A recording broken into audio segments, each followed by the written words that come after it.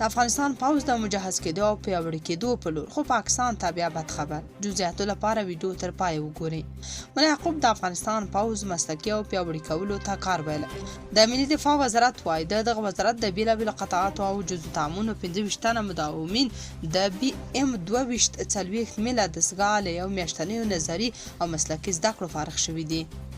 په همدې مناسبت جوړو شوو مراسمو کې مسؤلینو په خپلو ویناوو کې پر مسلکي زده کړو ټینګار کړی او ویلي دي چې هر هغه هیواد چې قوي توپچي ځواک ولري هیڅوک یې پر حریم تیري ته زړه نشي ښه کولی.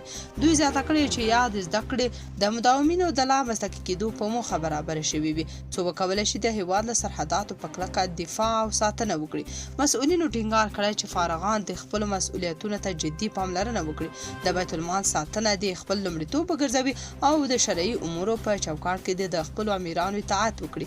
بلخوا د 314 مرکزي قول اردو رسنیز دفتر وایي د دې قول اردو اړوند د سروبي درېیمې پلې لیوه 10 تنو سرتیرو د دافع هوا دستګاه د مسلکي زده کړو فارغ شول. سرچینې زیاته کړې چې دغو سرتیرو ته د زایټ یو درویش دستګاه په برخه کې د 2 میاشتې په مخه روزنه ورکړل شوې. د یادونې ده چې تر دې وړاندې د اسلامي ملي اردو د نورو قول اردوګانو او جزو تعاملونو لسګونه سرتیرو هم په دې برخه کې زده کړې ترلاسه کړي او هوایي دفاع ته چمتو شوي دي.